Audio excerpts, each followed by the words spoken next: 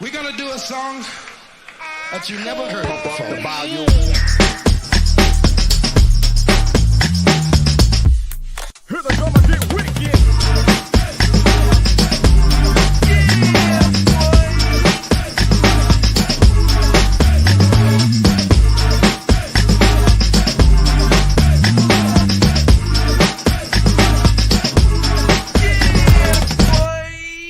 Here we go again. Ace Kennedy, my brother from another mother. Hey, We back. listen, this is how much stuff we got to talk about.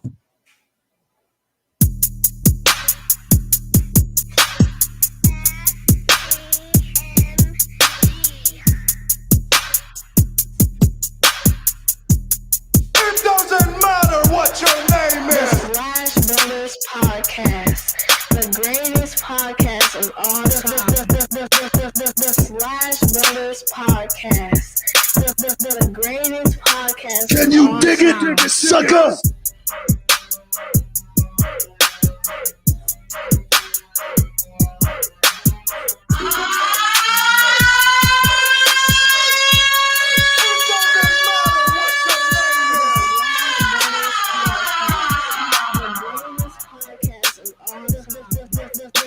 The Slash Brothers Podcast, the greatest podcast of all time. A lot of stuff. Got to go straight into it. Ace Kennedy. Let's jump right into it. We didn't meet on Friday, so give it to me. The best thing you've seen since last week. Let me see, bro. I'm gonna be honest. I didn't even think that far ahead. I've been so the best thing that I've seen has got to be my boy Russ going home, bro. I'm coming home. We're going to talk about that. Yeah. I don't want to get into talk it about right that. now. But yeah, that's it. Hey, listen, man. I'm gonna be honest with you. I got a many of things that I Let's could very hear it. easily say. All right. First and foremost, shout out to. I wish I had my joints going. Hold on.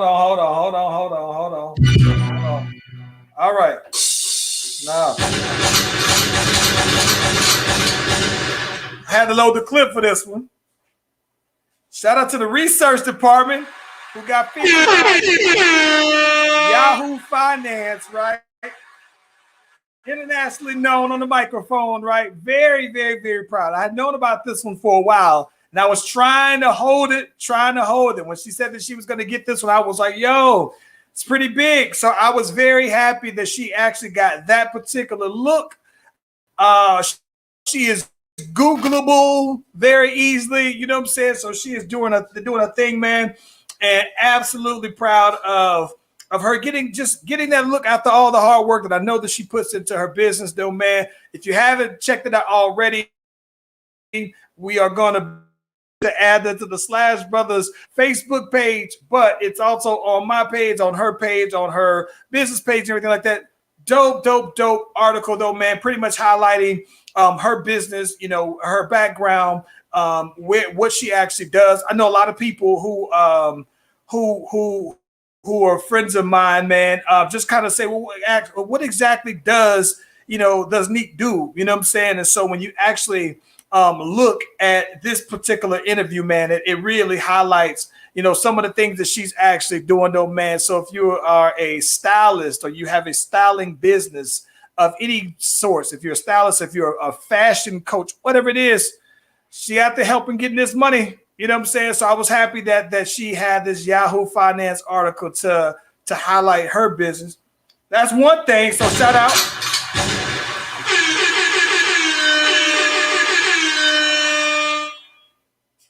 Rocky the Real.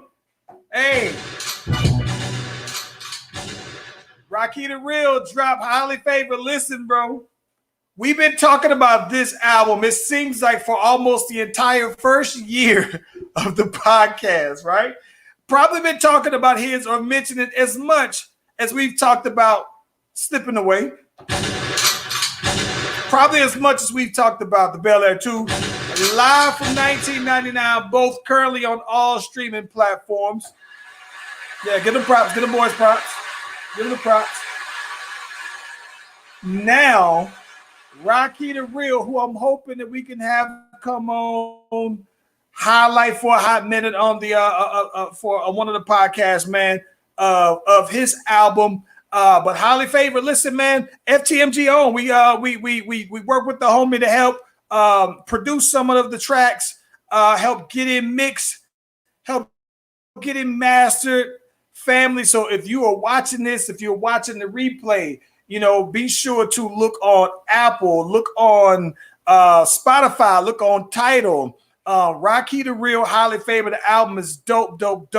Especially if you are into the kind of hip hop where rap matters. So shout out to the homie on that. I'm very, very happy for my Sash brother, Rocky the Real, for getting to feel that sensation of putting out a full project, man, and being able to breathe and now knowing that it's permanent. It's out there though, man. So those were easily the best things I've seen this week. Along with the Rocky plug, yeah. I am blessed to have been a part of 2 of the songs on there. Got my little features on there, so I'm happy about that. You know, me and Rocky go back for a while. So yeah, I'm super proud of him. Very, very happy for him. And yeah. Hey, listen, fun. on top of that, he dropped the video. So this is real cool. When I came out and we shot the video for On My Mind, had a lot of stuff going on that weekend. We talked about it. Yeah. But a indirect benefit of all that going on, had time to go out, shoot a quick video for my dude as well. So on the day that he fired, yeah. So fire video as well, though, man, that he put out on the day that he dropped the album, though. So he got a lot of stuff going on now. I'm currently working on editing another video for him as well that you and I are co-doing as well. So now, man, listen, we talked about it before, though, man. A lot of times between you and I, while we may not just be pumping out a lot of music, you know what I'm saying, we are always actively doing projects, though, man, or shipping in with projects. And so I'm happy that the homie can put this on now, that I was able to contribute to it. And then I got the homegirl Brittany Rowe, who hit me and said, "Listen, I need some fire as well." So I've been back at it, cooking up something. So I'm hoping to send her something in a couple of weeks. Not a couple of weeks, couple of days, couple days here. Matter of fact, yeah, man, we've been working though, man. So good to see the fruits of the work showing though, man. The fruits. Absolutely, bro. FTMG in the building. Of course, if you've been following Brittany, you know that she's got casting news that's been out. So yeah, Tony's had casting news. So we are busy. And busy bodies, man. Yeah. But man, listen, all independent. Yeah, we got so much to talk about. So listen, bro. Man, when we say independent, when you see it, support it. It's all us. No smoke and mirrors. It's all grind. Yeah. Hey, a lot of stuff to talk about though. A lot of stuff. Free agency, NBA. First off, let's go ahead and get into this right now, bro. Yes, sir. Governor Andrew Cuomo. When we last talked about him, it was just allegations that the homeboy was inappropriately kind of touching people in a sexual manner in the office, right? There was an investigation, and the investigation basically concluded that, yeah, he's a groper, right? And so I saw that Joe Biden had basically came out and said, yo, I think that homeboy should go ahead and resign. Listen, we tried to give him the benefit of the doubt, right? We were just saying maybe he's just the old guy who he's single now. He likes to flirt. Maybe he's a little aggressive with the flirting, but I wanted to give him the benefit of the doubt. Well, now there's been some proof that the boy is just, I mean, he didn't touch a state trooper that's part of his detail inappropriately in the office. Inappropriate. I mean, listen, bro, what are we doing with him? Hey, man, if they got the proof, then they got to get him out of there. You know, you know me, I'm all for two sides of the story, whatever the case may be. But you know, if you got the proof to get him out, that's a whole different thing. I am never going to question. I ain't gonna say I'm never gonna question, but I'm saying, who am I to, not listen to the people who have been affected? So, I will have to, like I said, go with the legal process of it. If they got the evidence and stuff like that, then go about it that way. Because I mean, one person's flirting is another person's inappropriateness. Listen, man, Old I'm school. gonna be honest with you, man. New York, y'all got verses. Dipset versus Locks dropped today. That's today. But listen, this got y'all looking bad. And I'm gonna be honest. Cuomo was one of those people, to me, that the spotlight was on him very heavily during COVID, especially at the peak of, in the start of COVID, just because New York City at one point was the epicenter of COVID infections, and his handling of COVID and as it relates specifically to New York City, that was the eyes of the world from the world were on Cuomo, though, man. So I mean, he had an opportunity where people were talking like, yo, he might be able to do a run for president. Here it is. Fast forward, these things started to come on out, and I'm just sitting here thinking like, bruh, they got proof out here that you can't keep your hands to yourself, though, man. I think they got to get him up out of there, bro. He got the Democratic Party looking bad out here, man. Well, not only that too, but he also used to go back and forth publicly with 45. So I think that was the other thing that kept him so much in the public light. So again, it's just one of them things, bro. When you out there in the public light, you gotta make sure them ducks is in a row, because people is definitely out to search to find it, to get you up out of there. Listen, aside from him, also on that whole sexual misconduct front, there's a chick that came out who was a massage therapist, who was one of these chicks who came out, and she was telling in a video about her encounter with Deshaun Watson getting the massage. Sounds kind of crazy, bro. Real crazy. But she out here got this boy looking bad. And here's the thing that I think that's just crazy to me, though, Ace. I'm looking at this, and I'm thinking the same thing, the numbers, right? The numbers, you and I talk about this all the time. The numbers don't lie. You can't have that many people say this. But with Deshaun, shout out to my brother Damien. That just remind me, I gotta call him today just to shoot the breeze. But listen, the thing about the Deshaun Watson thing that is just wild, bro, is that this chick was saying that the boy Deshaun Watson, she's giving him the massage, and she's telling the boy, he's telling her that the more he was giving him the massage, the more he's telling her to no, get up in an anus. I want you to get up in this rectum. I like to get my rectum. Hey, Kennedy, he looking bad out here, bro. And I'm just sitting here tripped out on. I'm thinking like, bro, like, what are we doing though, man? Like, I'm waiting for him to settle with these people, but it hasn't happened yet. Why hasn't that happened? It's gonna happen. The thing is that the legal process for. I mean, shoot, we ain't heard nothing from the Tory Lanez and Meg Thee Stallion case, and it's been over a year. So the thing is that, I mean, there's probably more important stuff out there. I'm not saying it's more important. That's not really what I'm trying to say, but I'm saying there are other things that are pressing.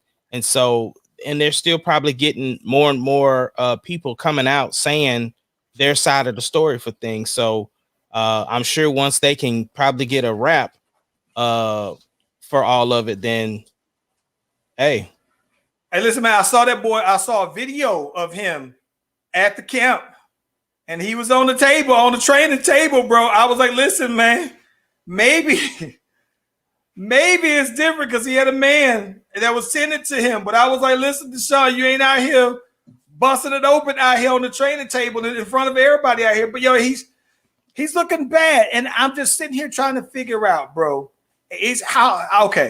what I'm trying to figure out is how is he going to go, for one, if the NFL doesn't sit him down or fine him or whatever they're going to do, is he going to go through the whole entire season without them settling, or Shout out to the homie Courtney checking in. Also, is he going to wait for after the season? Right, because they could have had this already settled and wrapped up before the season, and then he would have missed his games. He could have gave his disclaimer that, I've already, handled this. It's a civil matter, it's private, and keep it going. But it's still going though, bro. I mean, I don't know, bro. I don't know what his legal team is doing. I don't know where the case stands. I haven't been following it, to be honest. But at the same time, hey, whatever that man like to do in his massage time that's his time. He paid for it. Hey man, I like getting massages, bro. I don't go ass naked. I mean, that's what you get to my like. draws, bro. I stay with my draws, and they say get down to your level of comfort, right? I don't get buck. You be in there getting buck naked, bro. You get Ace Kennedy. You be getting buck naked out here, man. Listen, there is no telling on what I do in my massage time. That's between me and my masseuse. It does bring up a good point, though. If he's not paying, right? Like, I'm not going to pay somebody if what I believe in my heart of heart is false. So unless he's saying I'm not paying them, but isn't it at that point cheaper to just pay off? Ain't that what everybody do? It's the problem is he could be guilty in the court of public opinion. So the thing is that if he wants to focus on football, he might have to go ahead and pay him off. Paying him off doesn't necessarily mean that you are guilty. Paying them off means that you got other things to tend to.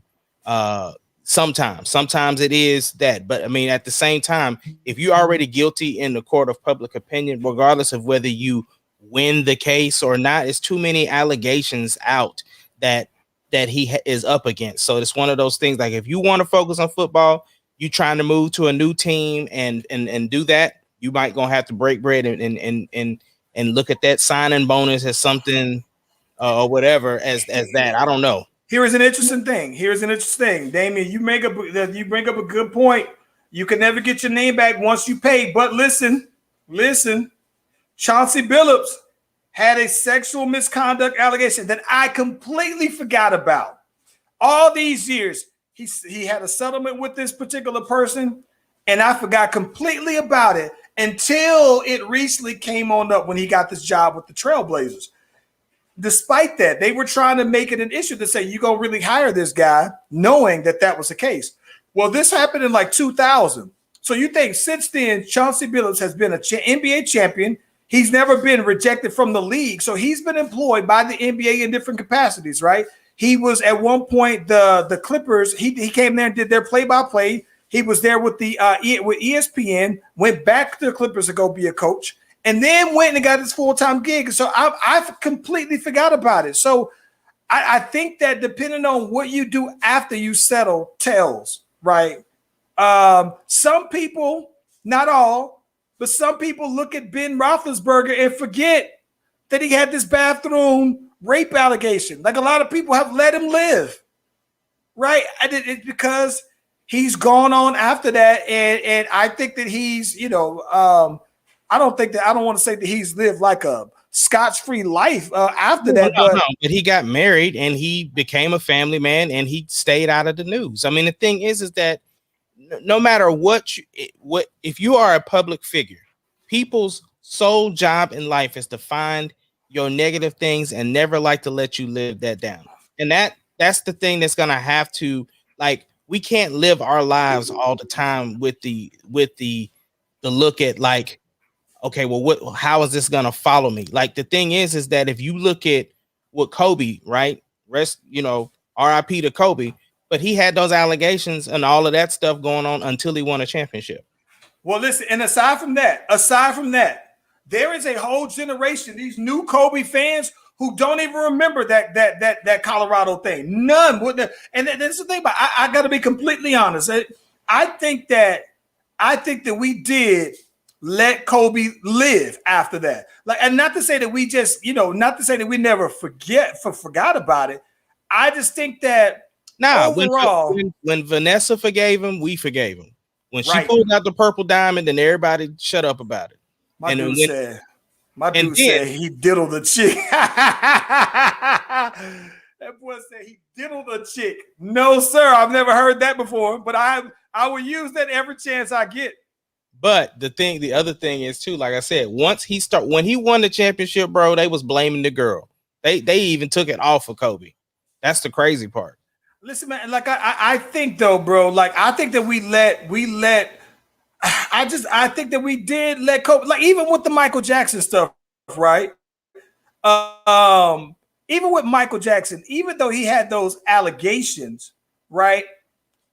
I don't think that it stopped anybody from being a Mike fan. You knew that existed, right? Whether or not it was true, you still knew. But I don't think that I'm gonna be honest, and I wouldn't have my kids stay with him, but it didn't stop me from being a fan of his music. No, it didn't stop me at all. Just because the fact that he never was proven guilty either, and then of course the documentary and everything came out after he passed. But yeah, for that point, no, you're not finna sit up here and try to change the narrative now that he gone and can't defend himself. Like, nah, miss me with that. Same with Michael Vick, right? I thought that Michael Vick, like, listen, I'm gonna be honest with you. I know that the dog fighting thing was a big deal. I don't think that I don't want to feel like I'm I've been appointed the spokesperson for all black people, but I think I'm inclined to believe that most people didn't believe that the Michael Vick dog fighting thing was as big of a deal, right? I could be wrong when I say that, but I think the average person. Well, that's because for as bad as it is, it still was a cultural thing. Black people have done dog fighting, just like cockfighting, like all of that stuff is kind of a niche thing for certain areas. And so that's why, it's going to be a bigger deal to a lot more people than other people. But but here's the thing though, right? I think that the big thing is, my point is that I think that black people defended Michael Vick and went to bat for Michael Vick. And even when he went to jail, right, I think that people still wanted to see Michael Vick succeed from that. I think Atlanta would have loved to have Michael Vick come back to Atlanta after that. But if you're Arthur Blank, after you've asked Michael Vick and he lied to you in your face about it, I can understand why he wouldn't, right? And good conscience. But I think Atlanta still, listen, bro, all this time Matt Ryan been out here, Atlanta still miss Michael Vick. I think Atlanta would take Michael Vick over Matt Ryan to this day. To this day. You're right. To this day.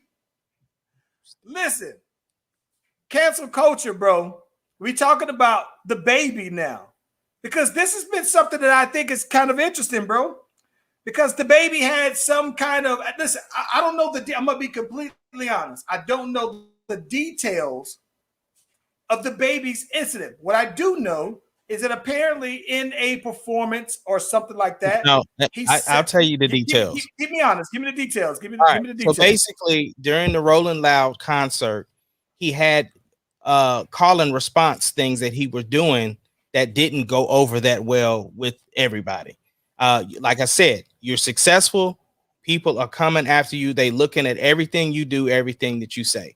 So basically, he said, if you don't have HIV or any other STD, put your phone up. He said, ladies, if the JJ smell like water, put your phone up. He said, if you ain't a dude that was giving fellatio in the ride, in the parking lot, put your phone up. And so, of course, the LGBTQ came after him.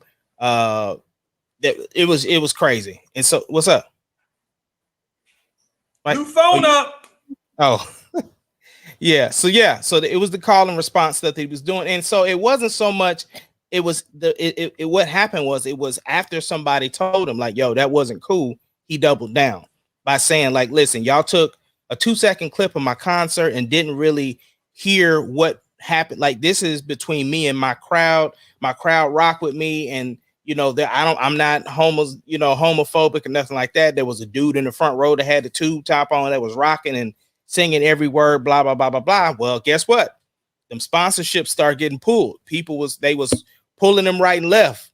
And so he finally came back and apologized and, basically just kind of said, listen, I can learn from this and I've dug myself out from deeper holes and I'm going to continue to do that. And, that's kind of where it's at. I'm gonna be honest with you, bro. I don't think that It's going to be one of those things because was it really necessary for them to come after him like that? Like I understand that Lollapalooza, their whole thing is that, you know, their whole premise of their festival is built off of inclusion, is built off. I understand all of that, right? Understand all of that. But I think at the same time, do you really believe that? Do I really believe that in that moment that the baby had malice in his heart when he said so? Was he malicious? Was he really coming at them? I don't think so. That wasn't the hanging point though. I understand. Like I understand that. The hanging point is after somebody tells you why what you did was offensive. It's your response to that. And so the thing is the way, see now, like we were talking earlier about how your name looks, regardless of what his apology is now, it's going to be looked at like, oh, well, since you got stuff pulled from you, now you want to apologize when just 3 days ago you was doubling down. The thing is that people can be offended with what they want to be offended by. And so the thing is that no, I don't necessarily think that he had malice in his heart, but he said what he said. And then once people told him why that was offensive, he doubled down on it. And so that's the thing, bro. Like, here's my thing, though, Ace. This is the way I look at it. I look at it like this. Okay, if I say something to somebody that's offensive, even if that wasn't my intent, I understand, right? I guess I understand how somebody can be offensive, even if I don't feel like, if I didn't have any intentions, and if I didn't believe in my heart of hearts that it wasn't. The fact that somebody else did, it's almost like damn if you do, damn if you don't, if you're in his position. Because in your heart of hearts, you want to double down on this. And now I think y'all overreacting to what I'm saying. But then at the same time, you're thinking like, bro, somebody got to pull you to the side. You would pull me to the side and say, Charlie, now, man, here's why somebody would find that to be offensive, even though you didn't intend for it to be there. It's no different from, to me, like the Cardi B, when she said, oh, yeah, my daughter got the chinky eyes. And then somebody from the Asian community say, yeah, you know what? You probably don't know that, but that's kind of derogatory, right? You know, it's almost like somebody from the Native American, Native Americans thinking that the Redskins, you don't know that. You know what I'm saying? But somebody else might have to point you to the side, like, yo, that is so. But that's what happened, Charles. I get it. But my thing is that because I would understand why he didn't feel like it was offensive, that he might not have initially thought that it was warranting an apology. But somebody got to him and said, yeah, bro, it does. I respect it both ways, but you can't, I guess I said that to say, you can't knock the apology at the same time knock me not caring as well. But you can knock what I'm saying. It's appearance, right? Again, if it happened that he did it, somebody talked to him about it and he came out apologized, it wouldn't be that big of a deal. The fact that he doubled down 3 and 4 times and then stuff started getting pulled from him and then he apologized, it's the optics. And Brittany, yes, it's freedom of speech, but just because you have the freedom to say something, people also have the freedom to respond the way they want to respond. So you can say whatever you want, but you also can understand that there's consequences for what you say. The thing is that all of us have jobs where we're not allowed to do certain things. Every one of us got jobs where we can't do certain things. He has a job and he knows the way the public is going right now. There are certain things you can and cannot say. There are other call and response things that he could have done. I get it. Hindsight is 2020, but there are other things he could have did and still got his same point across, but he chose to do it that way. So those actions is what led to what everybody is doing now. So I get that, and the thing is that it's one of those things, like, because a lot of y'all are fans of the baby, that you see why, like, oh, y'all just overreacting, blah, blah, blah, blah, blah. But again, you can't tell somebody else what to be offended about.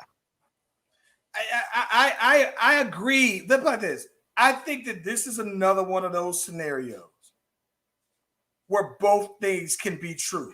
And then it's just a matter of the consequence, because I don't think that there's anything wrong if that's verbatim what the baby said. And if he came and said, this is what I meant, y'all taking it wrong, I believe he feels that way. But a lot of times in life, sometimes you got to apologize for stuff that you just feel like to save face, I'm going to do it. I don't believe that he meant it to his apology as much as he said that it was at the same level of offense. Like he felt like it wasn't that big of a deal to me. I didn't mean it that way. Y'all took it that way. But that's always the thing, though, man. It's a fine line of being concerned about how people feel about your freedom of speech, right? It's the consequence that I think Brittany is talking about. But at the same time, though, bro, I'm not against I'm not against the baby, right? I'm not against the thing. So T.I. came out, Lil Bootsy came out, all of them was saying their piece about it, and so they. What Lil Bootsy say? Oh man, listen.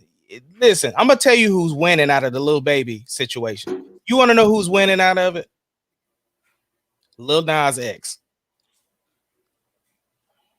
bro. Every time something comes up like this, they bring up Lil Nas X name, and he stay winning because of it. Because he's like, if you grown in words can continually put my name in y'all mouth, and it has zero to do. Like when what's fathead dude? What is his name? Benzino. He came out when talking about the BET Awards performance, and then Bootsy came out bringing up that same stuff. I'm just like, bro, why do y'all keep bringing up Lil Nas X? And this has zero to do with, like, this is about the baby. He's the lone. Listen, he's the lone.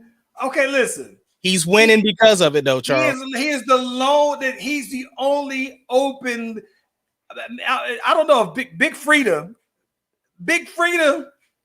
and Lil Nas X are the only people, and I'm only assuming this about Big Frida.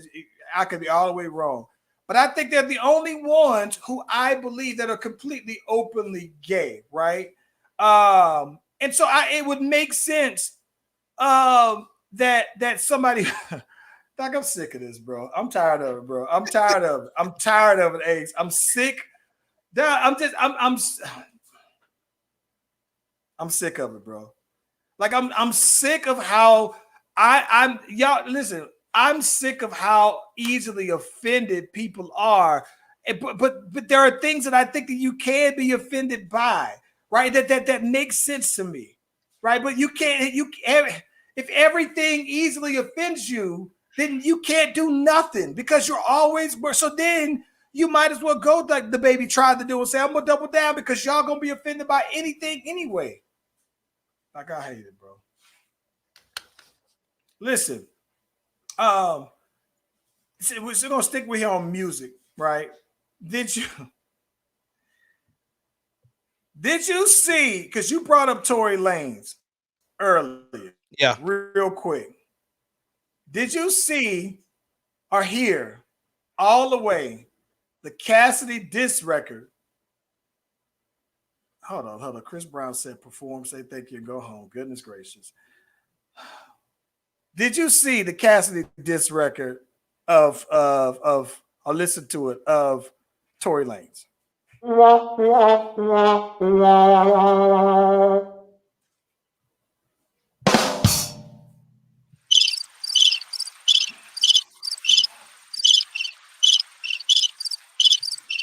Give me more crickets.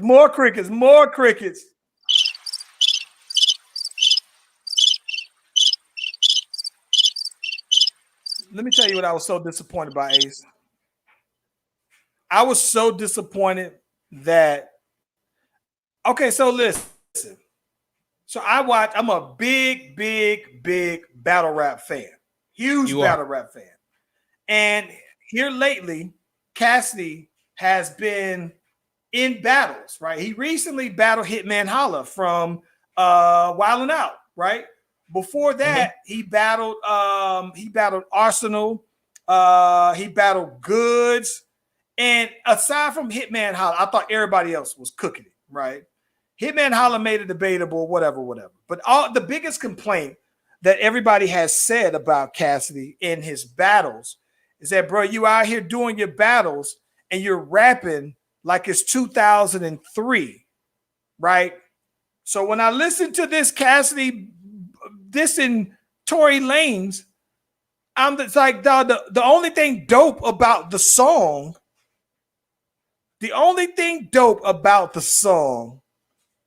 was the single cover, like the cover of the thing, though. He had Tory Lanez out here looking bad with the hair growing back in, bro. He looked like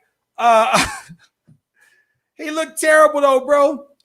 But I'm talking about the rapping on it. It was just like. But here's the thing, though. Again, it's one of them things like somebody that just wanted to be offended, because after he made his comments like, "Look, Tory, you stole my bars," blah blah blah. Tory Lanez came out and said, "Bro, I have loved you for forever. Like, I've publicly said how much you were, one of the people I looked up to lyrically. So I was, paying homage to you by spitting some bars, blah blah blah blah blah. Like, I even said your name in my flow, blah blah blah blah blah." And he still just took offense for it and just wanted to just go out, So I was just like, okay. So you just wanted to be. I don't have any problem with you going after somebody. To me, if you're in Cassidy's spot, everybody's open season. But when you say something like that, it was just so corny. It was just like, it was so basic. Like, this is weird stuff though, man, because like I'm a big backpack rapper sound. But this one sounded like he literally could have wrote this in 2003, bro. Everything about it just seems so dated, though, man. So dated. And I'm not talking about, oh, you give me the 90s feel or 90s vibe. Everything about this thing just felt so old. And I was like, bro, if you would have did this in 2003, I would have been impressed, maybe. But it was, I was disappointed, but I should have been, because this is pretty much all that I've ever heard from Cassidy. And so it's like, and not to say that everybody got to sound like Lil Baby, not to say that everybody got to have the same rap style, but this was just, No, I get it. Like I said, it sounded dated to me. And whatever. Like I tell you all the time, it just wasn't for me. He didn't eat his booty-os, bro. He ain't do it. No, didn't eat the booty-os. Listen, we got to talk about that too at some point, because I do see Brittany Rose said that Nas is coming out with the album. He got King's Disease 2 coming out. Ace didn't even listen to King's Disease 1. Who got to talk about it? We got to talk about it at some point. The reason why we got to talk about it is because King's Disease won Hip Hop Album of the Year, won a Grammy for it, this past one. You remember that we were talking about this, where it was not better than the Bel Air 2, right? But I didn't get no nominations. We didn't submit ours for the Bel Air 2. Bro, it wasn't. It wouldn't have mattered if everybody was driving around in their car listening to it. It's just not for me, bro. Now, listen, he got some features that are interesting, because he has Eminem and EPMD on the same song, and he do have Lauryn Hill, and I don't think that this is like a Lauryn Hill sample. The one thing I can say to you is that I said I don't remember if you listened to it or not. I did listen to it. Okay, yeah. The thing that I think is dope is production. It was at the time the best produced album that I think I had heard, though, man. Production was banging production. Then the Bel Air 2 came out, and then I was just like, nah, it ain't better than that. Yeah. Anywho, it's free agents. You said earlier you led with, you happy for your boy Russ? I am. I'm happy for the whole Lakers organization. I'm not even a Lakers fan, bro, and I'm happy for them boys, bro. They roster looking pretty straight right now. What's interesting, though, so I've been looking at all the teams, and most of the teams now don't have many centers, bro. Like, they only have like one center on their team. Now, the Lakers do have two. But yeah, it's crazy. And of course, Twitter is killing the Lakers right now, bro. Talking about they the old Lakers now. Listen, man, I do think that the Lakers, are playing the short game. They are trying to play in win now mode. And so here's the thing. Just like I told you before, man, I think that young teams, bro, it's just hard for a young upstart team. Like, when I say young, I include the Suns in that as well, just because their best players are still relatively young, with the exception of Chris Paul. But their average age is pretty young. And I think it's hard for a young team to get over the hump, right? So I can understand why the Lakers would say, no, give me the guys that are seasoned, the grizzled veterans, and we're going to get through it. But are they really playing the short game though? I mean, at the end of the day, the whole job is to win a championship, right? And if, like you said, the young guys ain't getting it done, you got a roster full of vets of people that are experienced in playing in big games and this, that, and the other. I don't necessarily think that they're. I mean, yes, I do think they're trying to win now, but they have a short window. We don't know how much longer LeBron James is going to play, and at the same time, I'm glad to finally see him and Melo play together. I'm glad to finally see the boy Russ go over there. So my thing is that yes, I still want my Thunder boys to win. I want the Thunder to win, and I'm happy with the picks that they got, and I'm glad they locked down Shea, all of that.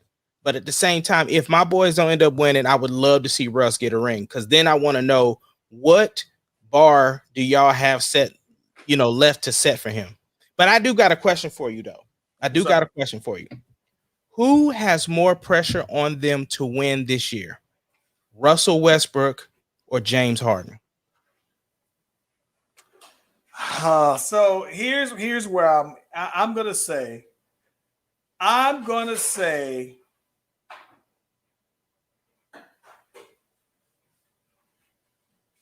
dang. See, I intentionally so just to peek on the inside, but behind the curtain, we do pre-production meeting, we text and talk throughout the week. I intentionally held this question from him because I genuinely wanted him to have this reaction right here, because I'm gonna give it. I got it. I'm gonna say James Harden does. I'm gonna say James Harden. It's tough, and let me tell you the reason why I think it's tough. I was gonna initially say Russ, right? Mm-hmm. Because here's the thing. To me, who has the most pressure depends on when you put them on your all-time list. Who do you have as the greater all-time player, right? Some people say James Harden is the greatest perimeter player, offensive player they've ever seen their whole life. Offensively on the perimeter, more than Jordan, more than Kobe, more than anybody. They got James Harden. But I think, though, that Russ going to the Lakers, I think that based off of when Russ joined and they said, okay, we're going to put the egos to the side and we're going to just go ahead and do whatever it takes to get this dub. To me, that was Russ conceding. I wasn't there. I don't know what happened. I don't know what was said. This is the Charles Venus, of course, I'm glad interpretation of that. Okay, this is my caveat. What that means to me is that they said, Russ, you all-time great. But playing your style, Russ style, where you're the number one guy at that style, it isn't conducive to winning championships. And seeing that we've won championships before, we know that. So, Russ, we can take the back seat. And LeBron is probably thinking, like, I don't mind giving up points for you to get more points.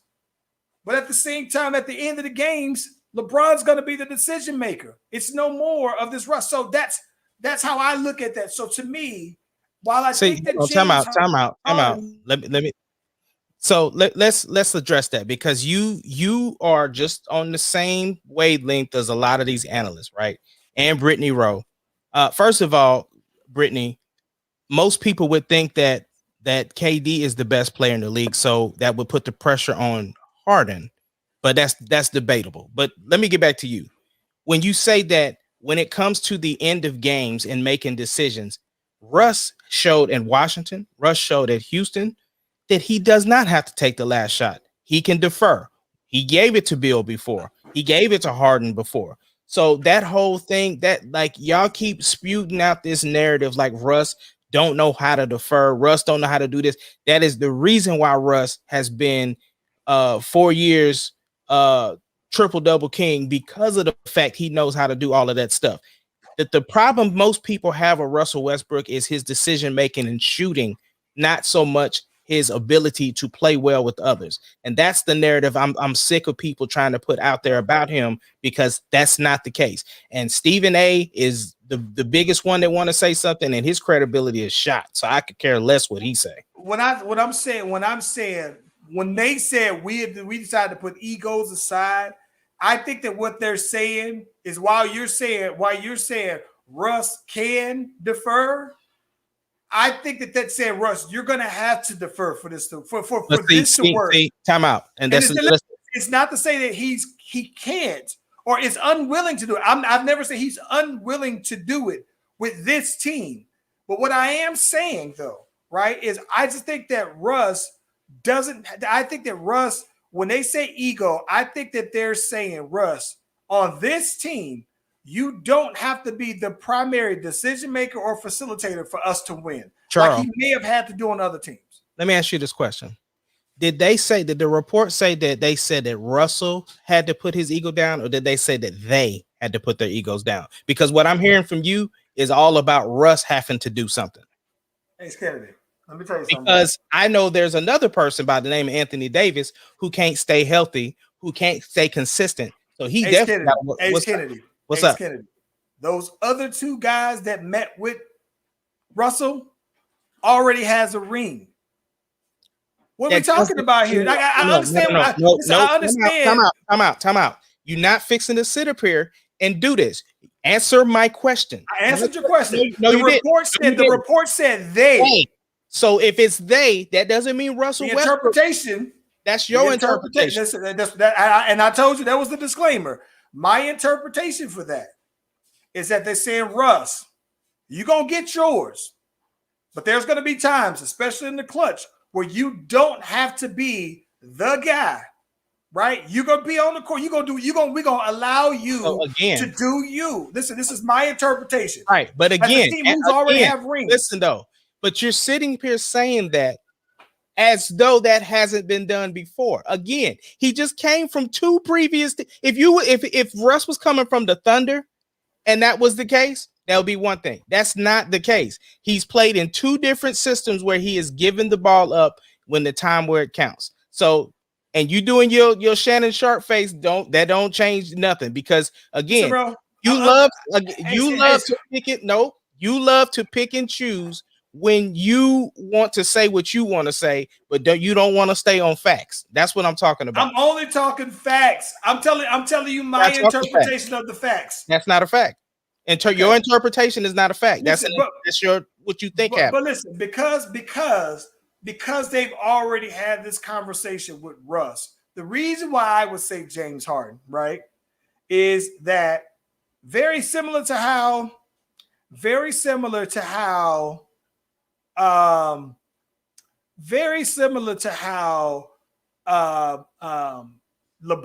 and AD got rings already. Kyrie and them got rings already.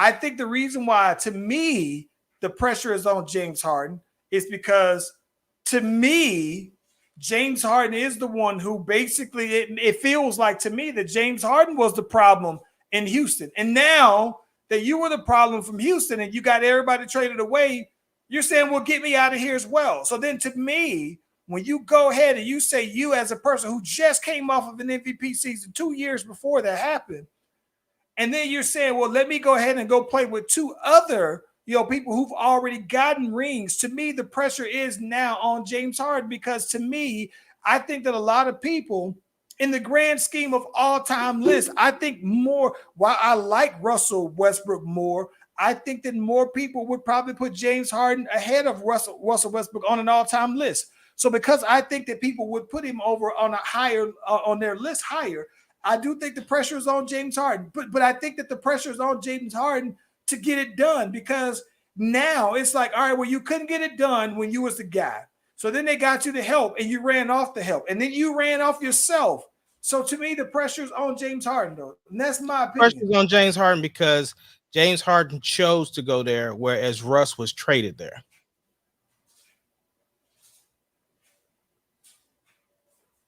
Man, gone somewhere. Because you trying to use the Paul George excuse for Russell Westbrook, and then I don't jive with that. Not trying to use no Paul George, nothing, because this ain't the Paul George situation. I look at all situations for what they are, not for You what. said Paul George got traded everywhere. He did. No, he asked to get traded, and they got listen. He has to get traded once. Listen, they said that LeBron, before the trade was announced, they said like 2 to 3 weeks ago, LeBron and AD was meeting with the boy Russell about trying to get everything together. That means that while they traded him, Russell essentially accommodated or asked for that particular trade, bro. It's that don't think about it. It's different when we talk about football, and if we're talking about football, if somebody getting traded, but in basketball, when you're basketball and you're all-star, superstar level player, when you're getting traded, that has a lot to do with you more than any other sport, though, bro. Charles, the Lakers have been open that they were looking for a third star to join them, whether it was Lonzo or Buddy Hield or Chris Paul or DeMarr DeRozan, and Russell Westbrook's name came up. They had a conversation with him. It was no secret that Russ was going to be looking to go elsewhere because the trade rumors about Bradley Beal. Plus, they got rid of Scott Brooks. That was something that Russ definitely was a fan of, was Scott Brooks. So once that took place, yeah, he did it the right way. Because you can't say, he got traded there. He got traded. If you just want to go bottom line, he got traded there, but he asked to be traded. He kind of helped force that, bro. There is no report out anywhere that he requested a trade from the Washington. It was done on the back. It was done in the back rooms in LeBron's crib. There's no report anywhere that Russell Westbrook requested because it didn't happen. That's the thing. You like to listen. You going off of your Charles Venus interpretation. I'm an NBA insider, bro. You ain't no insider of nothing. Because if you was an NBA insider, if you was an NBA insider, then you would know why Paul George left. So that's what it is. I already know why Paul George left. You just don't accept it. No, there's nothing to accept. You didn't accept. Listen, we got a question in the comments. AKA Miami. I don't know who AKA Miami is, but appreciate you for checking in on that YouTube, though, by the way. Listen, so what players can Miami get to compete? Listen, bro. Miami got what? They got they picked up your boy Kyle Lowry out there in Miami. They got Thickums. They got they re-signed Butler. I do think that listen, I'm gonna be honest with you, man. I think that as much as you probably don't like Kyle Lowry, though, bro, I think that they were a player like Kyle Lowry away from getting back. Listen, at least on this past year. I'm not hating off Champ. Champ. There, I have nothing against Kyle Lowry personally. He is not my Tony Parker. Like, he is as close to my Tony Parker as you have. But truth be told, I respect his play. The dude can ball out. I just don't like that he cries all the time. That's my only thing I can't stand. He cries a lot, and that's my only thing with him.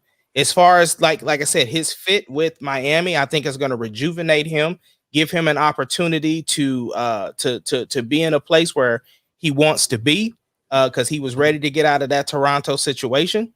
The fact that they have been focusing on the rest of the squad behind him, off of that, you know what I'm saying? Chicago beefed up their stuff too.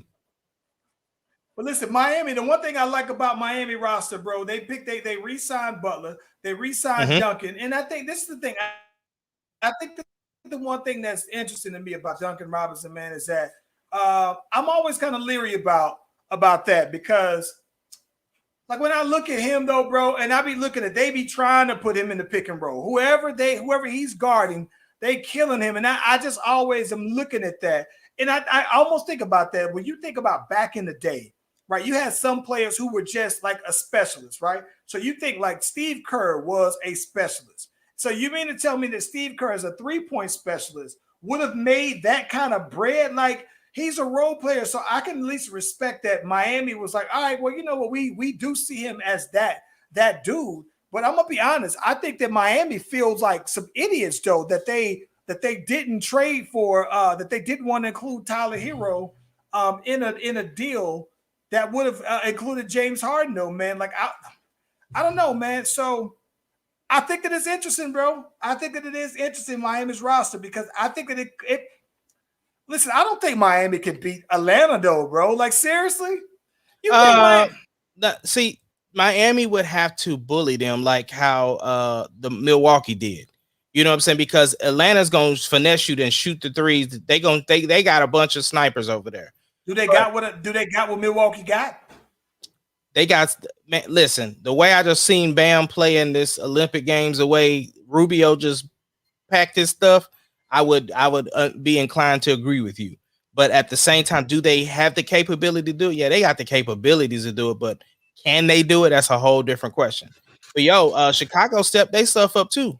Yeah. So the Chicago is interesting though, man, because here's the thing that I'm always tripped out about Chicago, because I mean they've been in rebuild mode ever since Derrick Rose left, right? And so Chicago actually got some hoopers. Chicago has had hoopers for the last 5 years, right? The problem I think that Chicago has is that they keep drafting the same kinds of players.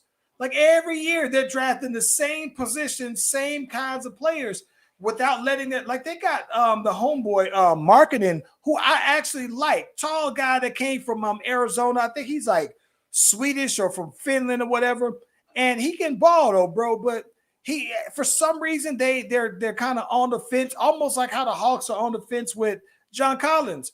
But they got Kobe White, they got Zach Levine, they got Vucevic out there, and they got some hoopers though, bro. But for some reason, something ain't quite syncing up. So They maybe got with DeMarr DeRozan. Maybe with DeMarr DeRozan out there, and now they got Lonzo. Caruso and Lonzo. Lonzo. Yeah. So I don't know, man. I like their starting lineup at a minimum, though, bro. Yeah. What you think about let's see, the Suns re-signed Chris Paul, the Utah re-signed Mike Conley. The role players is getting that guap this time, bro. Listen, well, this is the one thing I'm gonna be mad. I'm gonna be mad than a mug if the Hawks don't re-sign John Collins, bro. Hey, it's on him, bro. They put a 5-year, $125 million out there for him. So they waiting on him. That's what it says. They waiting on him. They put it out. It's up to him. Listen, bro. Here's what I'm looking at, though. All right. So I get that you just gave Trae Young a boatload, and Trae Young deserves whatever Trae Young's getting. But I also think that if you John Collins, though, man, I think that there are other players who are probably putting up similar numbers as he's putting up, that probably got a little bit more, 10 more million. So I don't know. I would like to see John Collins back, because I like the John Collins Trae Young connect. And I think that John Collins helps the Hawks, even though you got Trae Young. I think that John Collins helps their identity, though, bro, where he's at that stretch power forward that can shoot the jumper, shoot the threes, but still get in the paint, though, bro. So I don't know. He's my favorite player. I'm waiting to see what Cam Reddish do when he show up. You know what I'm saying? If he shows up next year.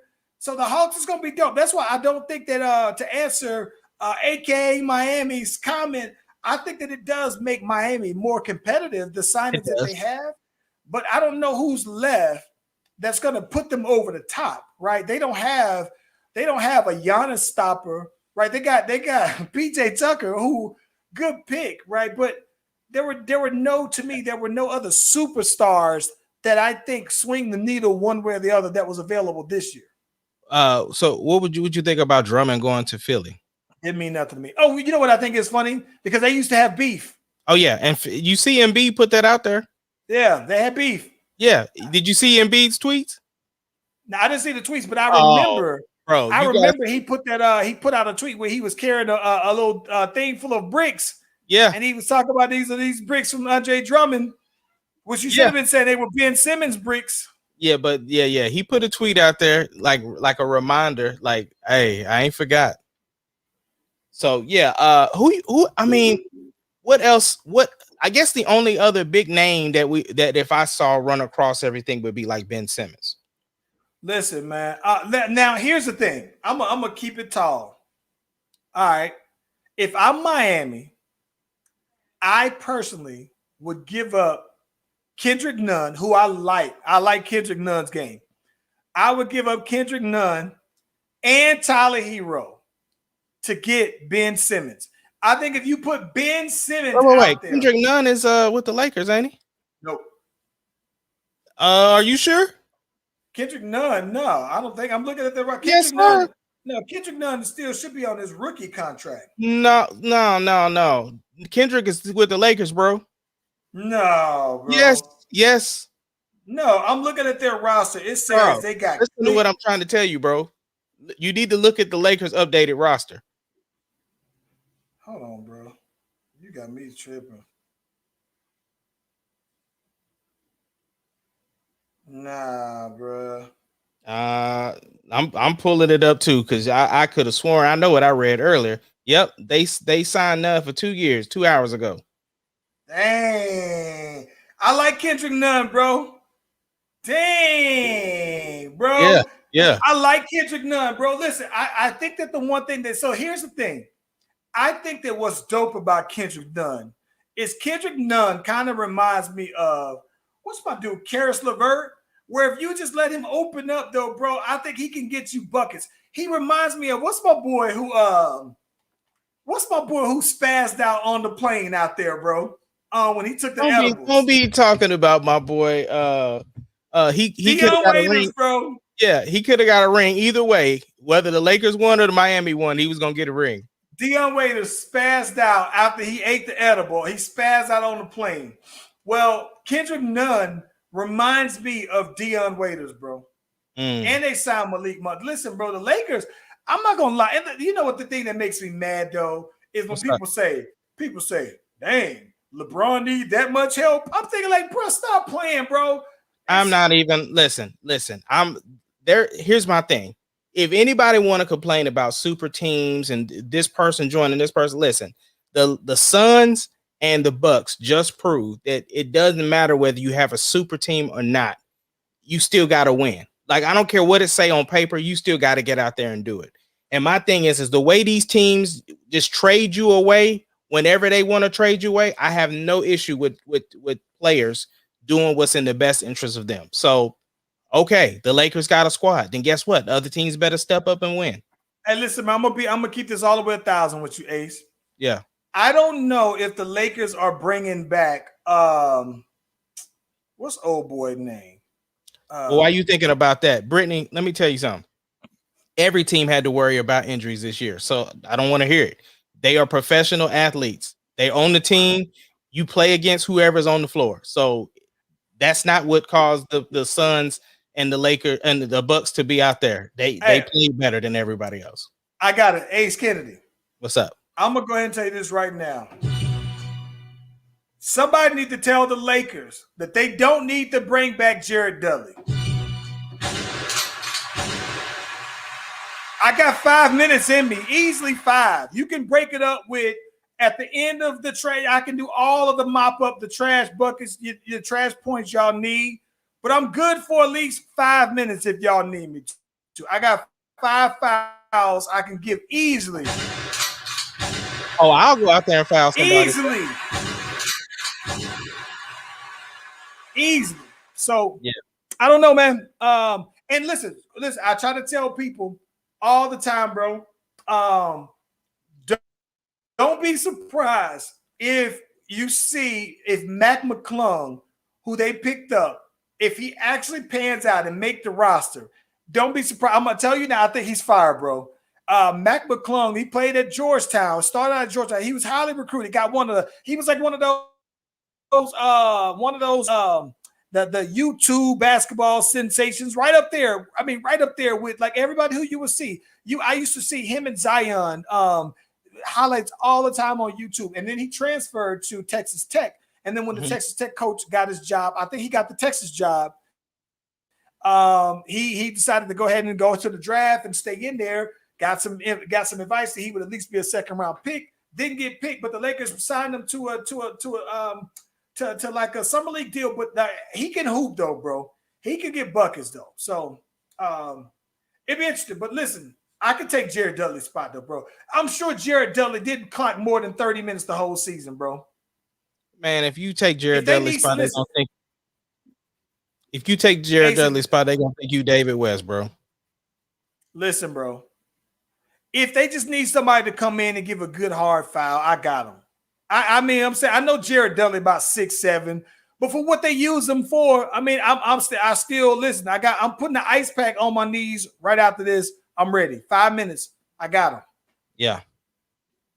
But it is interesting. I like to see all of the transactions like that. It's my thing though, bro. Yes. So I like to see it though. Yeah, the trade stuff has been on point this whole time, which is crazy because Ricky.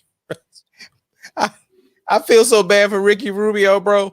Listen, I remember when he got traded to the Thunder, he never, suited up because he went on to Timberwolves. That boy he is over at the Olympics right now and got traded, bro. He over there mad too, and he was hooping up them USA boys too. I don't know. See, that's the thing about it. Listen, is it a bad thing that he keep getting traded, or is it a good thing that somebody want him? That's the thing, he's though. He's like the extra prize in the. To me, he's like Ricky everybody Rubio else is the Cracker Jacks. He's like the extra prize, like the extra. Yeah. Ricky Rubio has turned into like the DJ Augustine, bro. Like he's a good point guard, somebody that is always gonna have a spot. Like, oh, what about Jameer Nelson? Like somebody that's always good, but you just nobody wants to commit, but definitely would pick him up. Yeah, like Ricky Rubio, nobody wants to pay him beyond 2 years, bro. Right. Yeah, I don't know. Hey, listen, we on the next episode, we gotta talk about it because football's coming on up. Brittany Rowe out there riding with these Falcons. But listen, we gotta go ahead and start this claim the team. I need to know who's with who. Oh, you'll know who I'm claiming next episode. You gonna know who I'm claiming. Okay. Bring it out. Yes, sir. Hey man, it's just Tuesday. What you got going on for the week? Man, got some family business to take care of with my college kids. Getting ready for my video shoot on Saturday. And other than that, I'm just trying to spend some time with my wife. Okay. Now, I think that for the week, man, I got a bunch of little things that I'm trying to tackle, little small time projects and whatnot, though, man. So I think I'm going to try to keep this week real quiet, especially since my dudes start. The boy got them great patches out there, huh? They're going to be gone for Saturday, and that's the thing. She's going to be mad. Oh, she's going to be mad, bro. Because I got to dime on out for the video shoot. Hey, my dudes are starting. My dudes start 6th grade tomorrow officially, though, man. So, yeah, man. I'm cooling. Yeah, bro, if you get a chance, man, that girl Charlie went and took over Life Church yesterday, bro. Charlie, listen, there's a picture I have. She met up with because we're doing At the Movies. Well, this was the last weekend for At the Movies, and she met the character Jessie from Toy Story, right? Bro, she went up to Jessie and gave her a big hug, and she said, "You're my biggest fan." Hey. Yeah. Charlie is something else, bro. But yeah, if there's videos and some pictures out there, she took over Life Church. My world out here, huh?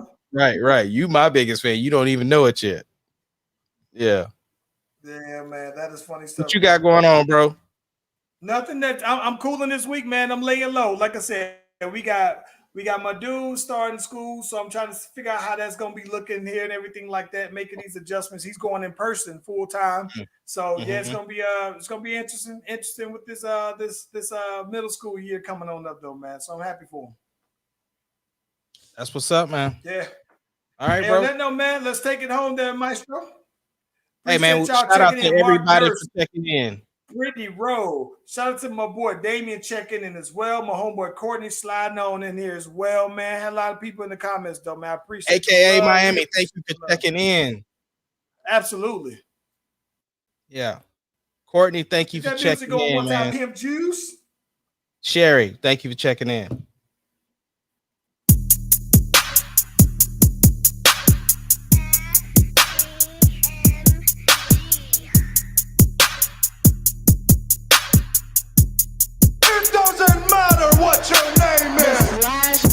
Podcast, the greatest podcast of all time.